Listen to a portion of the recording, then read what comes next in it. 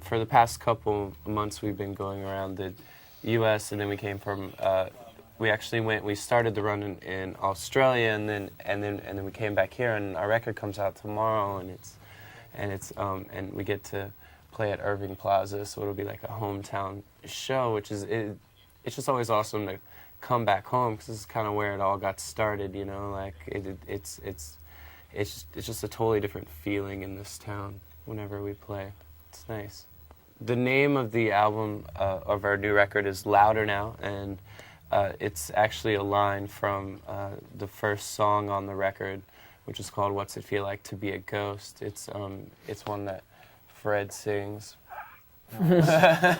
Scream it. Yeah. It was a fitting title for the record. This is the most rock record we've ever done, and it's very intense, and most of the album just rock. So it just was totally a fitting title for us. Through our touring and things, we've been playing as many new songs as we can, but being as the record's not out yet, you know, you can't just hit the crowd with like a whole new repertoire of songs. So we just can't wait for it to be out so we can actually play, like just play the songs for people, because we've been waiting just to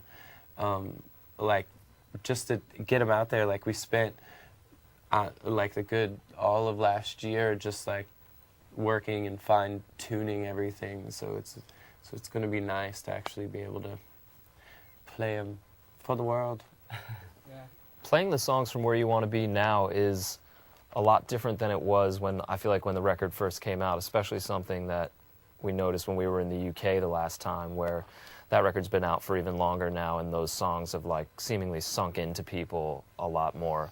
So playing those songs now is still, I think playing all the songs from Tell All Your Friends Where You Want to Be, and even the few songs we're playing from Louder Now at this point, like they're all from different periods of our like development, but those songs have definitely like become part of our repertoire just as much, and now we're working the newer songs from Louder Now into it too. So it's fun to play all the songs. Maybe some of the older ones, like after you play them for the 1,000th time, you'd like do it on autopilot, but it's still fun and people still really react to them great.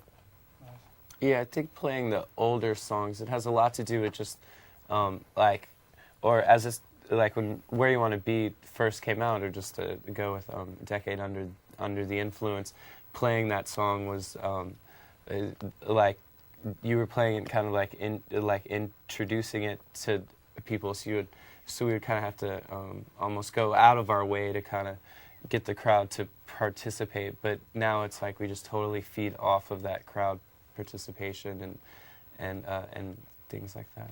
So now I think just with the record being so new and everybody not really hearing the songs yet, that there isn't one in particular that we love playing more, just the whole collection of them, like, which will all probably change in a month or two. Yeah. So we think that people who listen to us are the coolest people ever, and we are very thankful, and we realize how lucky we are. So we're always out, after the shows, talking to people and trying to keep up with them as much as we can on our website through the diary and other corresponding things. But the reason that all stems from how we grew up, and how the shows that we went to see punk bands, at least when I was young, and we would go, and the thing was that you could have this band that, they were small warehouse shows or,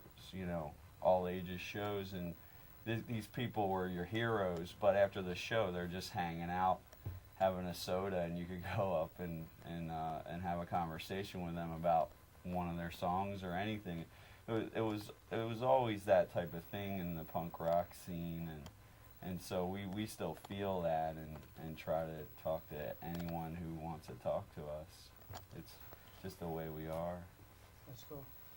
we've always been a real self-sufficient band. Like we've always kind of taken pride in the fact that it's like we handle things ourselves. So going from an indie to a major, there was really no difference except we didn't have to pay for our own record, you know.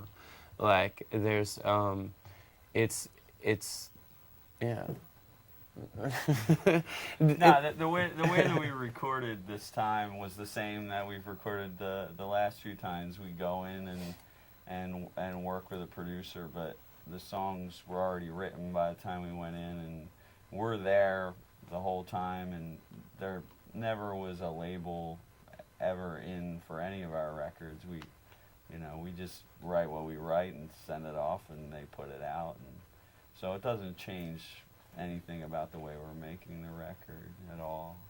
No, what was different though was being as we went to Warner, there was we had the means to have Eric Valentine produce our record, and he's been our #1 choice since even before Where You Want to Be. Like it's like that's the guy that we wanted. I mean, he did that Queens of the Stone Age record, Songs for the Deaf, and he did that first Third Eye Blind record, and it's just like and then but there was no chance of us working with him like until we made the jump, and then we all of a sudden had the means to go and work with him, and he's a cool dude. So Cool. Exit 152 is I grew up in North Carolina. I'm from this town called High Point, and there's never any shows there really that would come through, and a lot of me growing up and with my friends, and I mean all we did was go to rock shows really. So to go to see one though, you had to drive to Chapel Hill, which was like an hour and a half north, and on the way on Interstate 40, there was this rest stop, and it was the Exit 152. It just had real cheap gas and honey mustard flavored chips and stuff like that.